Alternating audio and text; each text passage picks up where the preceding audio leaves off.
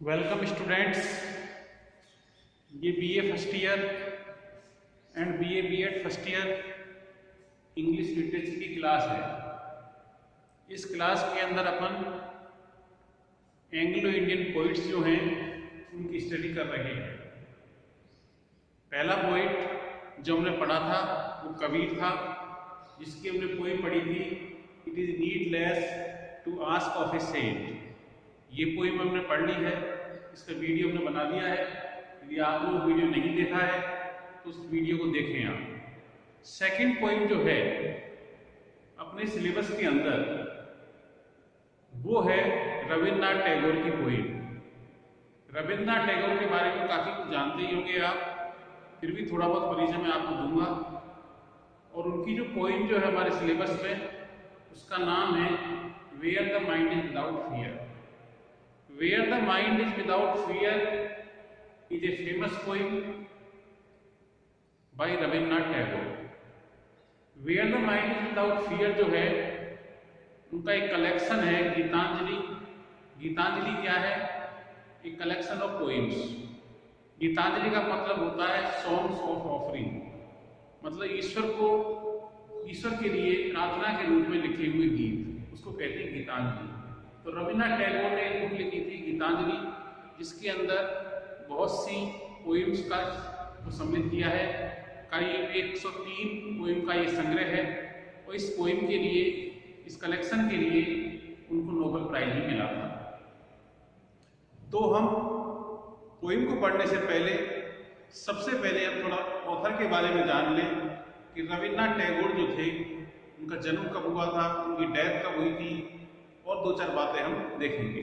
तो पहली चीज जो टैगोर के बारे में आपको ध्यान रखनी है वो ये है कि 1861 के अंदर टैगोर का जन्म हुआ था और 1941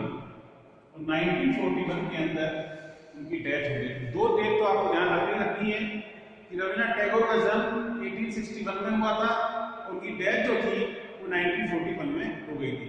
Second thing that you have to keep in mind is that he was a Bengali poet. कौन से पोइट थे वो? He was a Bengali poet. वे क्या थे? बंगाली पोइट थे। ये दो बातें आपको ध्यान रखनी चाहिए, उनकी date of death, date of birth and he was a Bengali poet। तीसरी बात जो आपको ध्यान रखनी है, he was the first non-European। non-European means जो यूरोप का नहीं है। He was the first non-European to win the Nobel Prize। Nobel Prize जीतने वाले वो प्रथम नॉन यूरोपियन थे और द फर्स्ट लिरिस्ट, पहले लिरिस्ट भी थे। लिरिस्ट का गीतकार, पहले ऐसे पोइट थे जिन्होंने नोबेल प्राइज जीता था। कब? 1930 में। डेट के ध्यान रखिए आपको। 1930 के अंदर रविन्द्रनाथ टैगोर को नोबेल प्राइज मिला था लिटरेचर के अंदर। और कौन सी बुक के लिए मिला था? गीतांजलि के लिए। गीतांजलि, उनको गीतांजलि के लिए 1930 के अंदर नोबेल प्राइज मिला था। He was the first non European and the first lyricist to win the Nobel Prize in literature. तो लिटरेचर के अंदर नोबेल प्राइज जीतने वाले रविन्द्रनाथ टैगोर जो थे, पहले तो नॉन यूरोपियन भी थे और पहले लिरिस्ट भी थे। ये थोड़ी बहुत जानकारी मैंने आपको पोइट के बारे में दे दी। अब हम मेन बात पे आते हैं। उनकी पोइम जो है, इसका टाइटल मैंने लिखा हुआ है where the mind is without fear.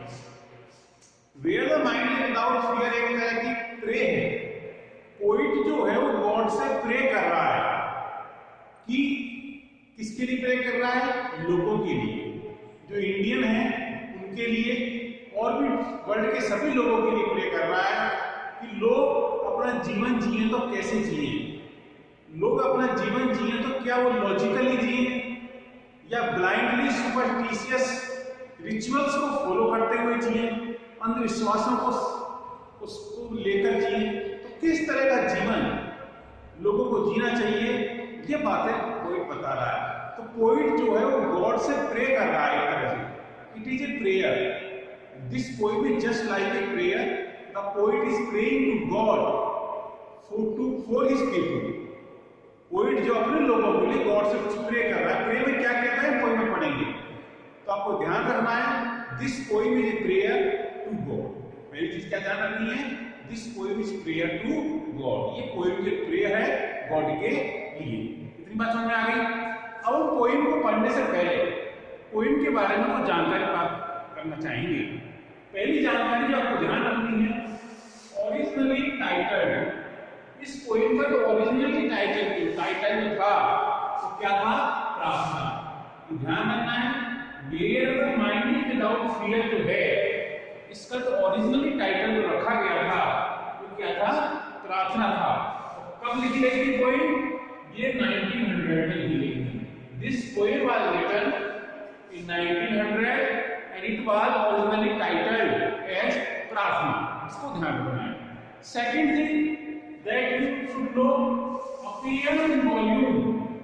ये कौन से वॉल्यूम प्रकट हुई थी सबसे पहले नई वैद्य नाम का एक कलेक्शन था पोइम का, उसके अंदर ये प्रकाशित हुई थी 1901 में प्रकाशित हुई थी। और दूसरी नई वैद्य में कब प्रकाशित हुई, Bengali language. Originally this poem was written in Bengali language. दूसरी चीज क्या ध्यान रखनी है, ये पोइम जो थी मूल रूप से बंगाली लैंग्वेज में लिखी गई थी। तो जब वो बंगाली लैंग्वेज में थी तो पोइम नैवेद्य नामक जो पोइम का संग्रह है उसके अंदर प्रकाशित हुई थी 1901 के अंदर। नेक्स्ट थिंग जो आपको नोट करनी है वो है टैगोर ट्रांसलेटेड। टैगोर ने इसको ट्रांसलेशन किया था इन 1911। टैगोर ने 1911 के अंदर इस पोइम को ट्रांसलेशन किया था, जिसमें इनटू इंग्लिश। टैगोर ने 1911 के अंदर इस पोइम को क्या किया था, ट्रांसलेशन किया था। कब, 1911 में। और ट्रांसलेशन जब ये अंग्रेजी से ट्रांसलेशन हो गया तो अपीयर एज पोइम 35। मैंने जैसा कि बताया कि गीतांजलि पोइम का कलेक्शन है, उसके अंदर अबाउट 103 सॉन्ग है। तो 35 का पोइम जो है वो गीतांजलि की, उसका टाइटल क्या है, where the mind is without fear. तो where the mind is without fear जो है poem 35 is title in his book Gitanjali. Gitanjali के अंदर उनकी जो बुक जो है पोइम का कलेक्शन के अंदर 35 पोइम जो है कौन सी है, where the mind without fear. तो ट्रांसलेशन कट हुआ।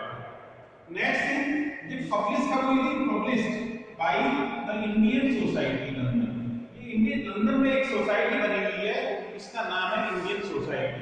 तो 1912 के अंदर 1912 के अंदर ये पोइम जो थी इसको मतलब प्रकाशित किया गया था, इसके द्वारा द इंडियन सोसाइटी के द्वारा जो लंदन के अंदर है।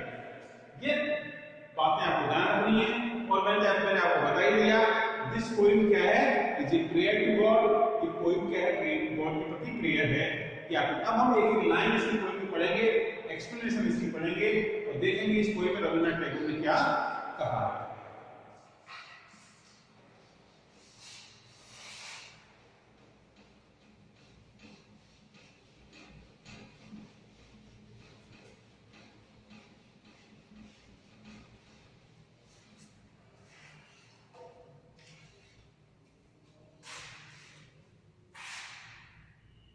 Where the mind is without fear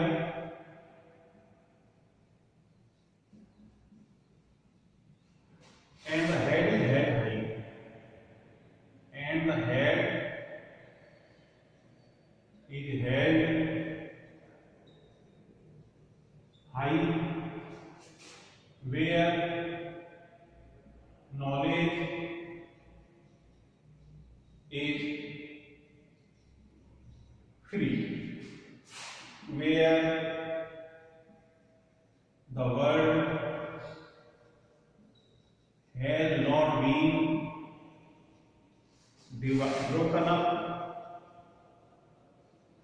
broken up into fragments by narrow domestic wars. Narrow domestic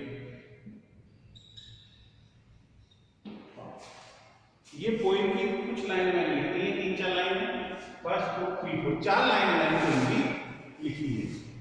अब हम इन चारों लाइनों को समझेंगे पोइट क्या कहना चाहता है। पहला तो टाइटल वाली लाइन है, where the mind is without fear. God से प्रे कर रहा है कौन? Poet. The mind of the people should be fearless.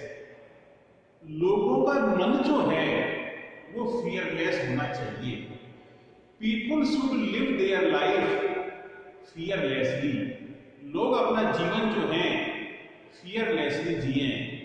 जब ये पोएम लिखी गई थी, when this poem was written, India was under the British rule. आपको ध्यान रखना चाहिए, when this poem was written, India was under the British rule.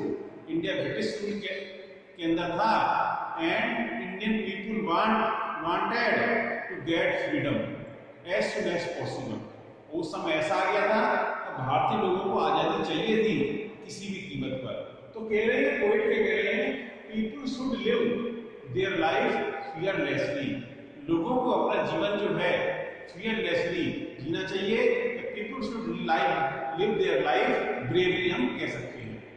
And the head is head high. Head is head high का मतलब it is symbol of dignity, self dignity, हम कह सकते हैं self dignity. People should live their life with dignity. लोगों को अपना जीवन जो है वो सम्मान के साथ जीना चाहिए। इनके हेड हाई पर सर उठाकर जीना। सर उठाकर जीने का मतलब क्या है? People should live their life with dignity. लोगों को अपना जीवन जो है डिग्निटी के साथ जीना चाहिए, रेस्पेक्ट के साथ जीना चाहिए। उन्हें किसी से डरने की आवश्यकता नहीं है। उनको फ्री लाइफ जीनी है, डरना नहीं किसी से, स्वतंत्र लाइफ जीनी है और सम्मान के साथ उनको अपना जीवन यापन करना चाहिए। उनको मतलब एक तरह की मतलब फोर्स लाइफ जो होती है, people should not live force life, जो मजबूरी में जीवन जिया जाता है, ऐसा जीवन लोगों को नहीं जीना चाहिए। मुझे लगता है पहली लाइन आपको समझ में आ गई होगी। तो पहली लाइन में कोई यही कहना चाह रहा है कि लोगों को अपना जीवन जो है वो फियरलेसली जीना चाहिए और अपने एक डिग्निटी के साथ, एक सम्मान के साथ लोगों को अपना जीवन जो है जीना चाहिए। Where knowledge is free, knowledge is free, मतलब people should get knowledge, people should get knowledge equally, लोगों को knowledge should be given to people equally, knowledge जो है लोगों को समान रूप से मिले। ऐसा नहीं है जो एलिट वर्ग है या ऊंचा वर्ग है उसको मतलब नॉलेज दी जाए और गरीब जो है उसको नॉलेज दी जाए। There should be no difference between the knowledge given to the poor and given to the elite class। ऊंचा वर्ग है और नीचे वर्ग की जो नॉलेज दी जाए उसमें किसी तरह का कोई पक्षपात नहीं होना चाहिए, किसी तरह का कोई भेदभाव नहीं होना चाहिए, कोई किसी तरह का कोई डिफरेंस नहीं चाहिए। सभी लोगों को नॉलेज जो है कैसे दी जानी चाहिए? फ्रीली दी जानी चाहिए। इसका मतलब फ्रीली का मतलब equally, everybody should be given knowledge equally. चाहे अमीर हो, चाहे गरीब हो, चाहे मध्यम वर्ग हो, कैसा भी व्यक्ति हो, उसको नॉलेज जो है कैसे मिलनी चाहिए? इक्वली मिलनी चाहिए, समान रूप से मिलनी चाहिए, ताकि वो समान रूप से समाज के अंदर आगे बढ़ सके, समाज के अंदर अपनी लाइफ बना सके, अपनी डिग्निटी बना सके, अपना रेस्पेक्ट बना सके। क्योंकि नॉलेज के द्वारा ही व्यक्ति जो है समाज के अंदर अपनी एक आइडेंटिटी बना सकता है, एक पहचान बना सकता है। दूसरी लाइन में क्या कहना चाह रहे हैं? सभी लोगों को नॉलेज जो है इक्वली दी जानी चाहिए। ठीक है। तीसरी line, where the world has not been broken into fragments। अब पोइट यहाँ पर यूनिटी की बात कर रहा है। broken into fragments today, fragment का पीस है तोड़ना, संसार को टुकड़ों में नहीं तोड़ना है। वो बाय नैरो डोमेस्टिक दुनिया पोइट जो वर्ल्ड की बात कर रहा है। पोइट ये कहना चाह रहा है हम छोटी-छोटी दीवारें बना लेते हैं, वो ऐसा नहीं करना चाहिए। ये मेरा देश है तो तुम्हारा देश नहीं, इक्वली एक यूनिवर्सलिटी की बात कर रहे हैं। यहाँ पर रविन्द्रनाथ टैगोर जो है गॉड से प्रे कर रहे हैं, people should believe in universality. लोगों को मतलब एक तरह की यूनिवर्सलिटी, सार्वभौमिकता जो है उसमें विश्वास करना चाहिए। लोगों को मतलब अपना तेरा करने की आवश्यकता नहीं है। सभी लोगों को एक ईश्वर, एक ही ईश्वर को मानना चाहिए। ये अपने अपने ईश्वर को मानकर हम विश्व के अंदर एकता की बात करें। There should be unity Poet wants to say that there should be unity in the world. संसार में यूनिटी होनी चाहिए, एकता होनी चाहिए, संसार को टुकड़ों में तोड़ने की कोई जरूरत नहीं है। तो पोएट यहाँ क्या कह रहा है, लोगों को मतलब एक तरह का यूनिवर्सल लाइफ जो है वो जीनी चाहिए। मुझे लगता है आपको 3 लाइनें जो हैं समझ में आ गई होंगी, और आगे बढ़ेंगे।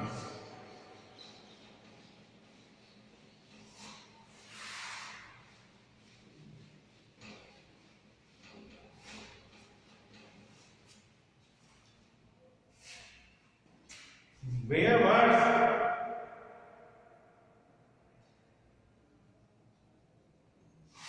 come out from the depth of truth,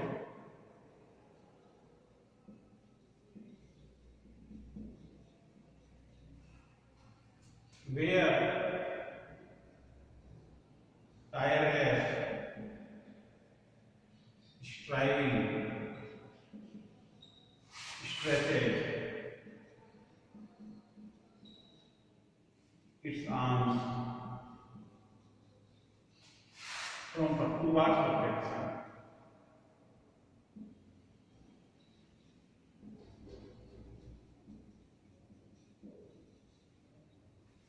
Where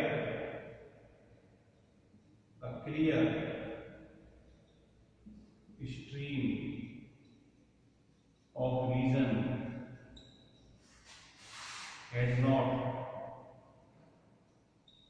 lost its way into the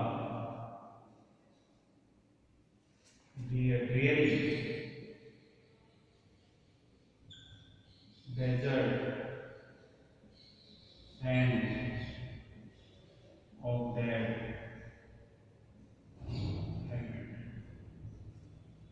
ये लाइन है।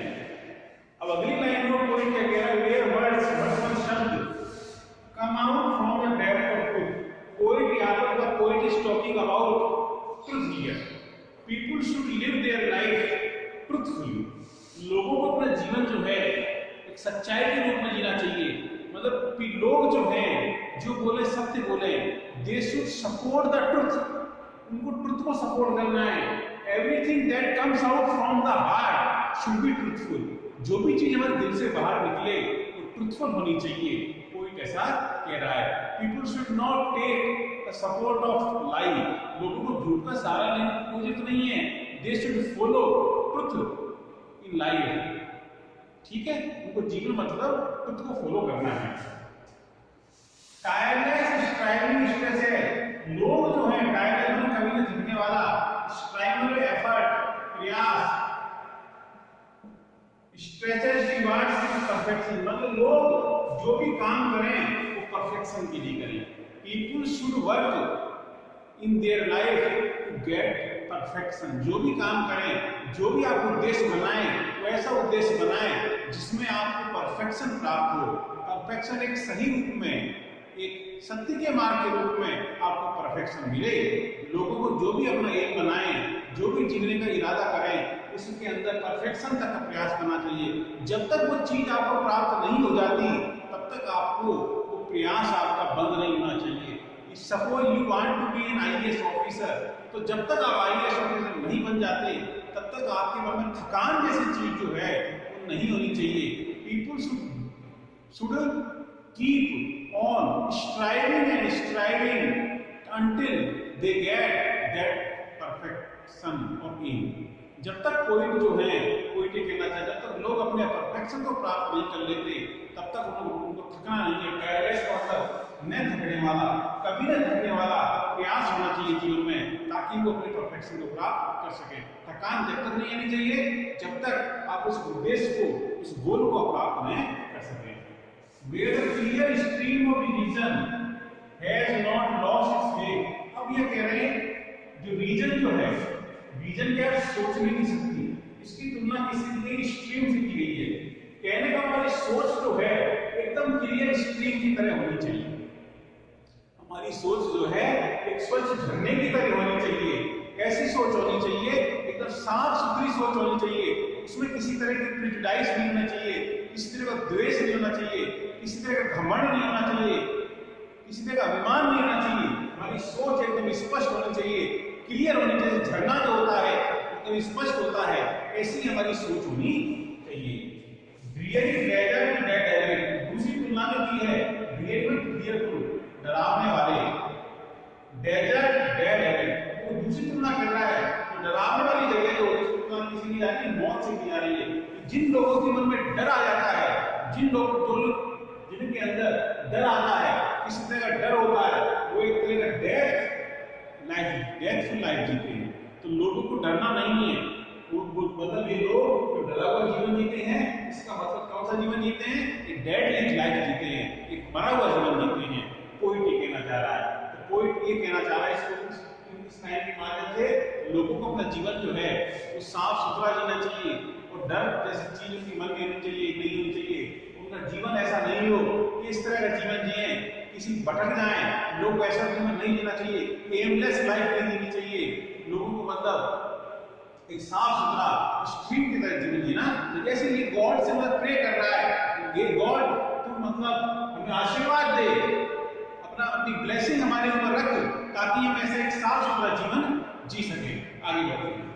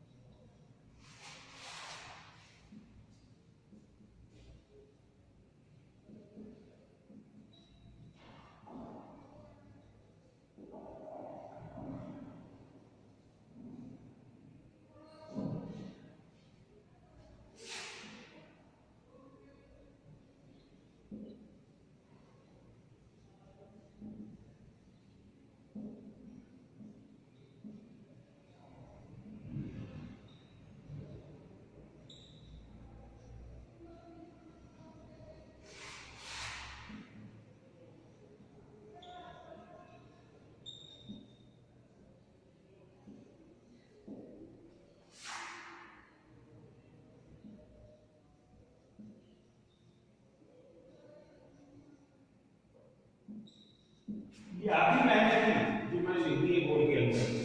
अब कोई क्या बात कर रहा है?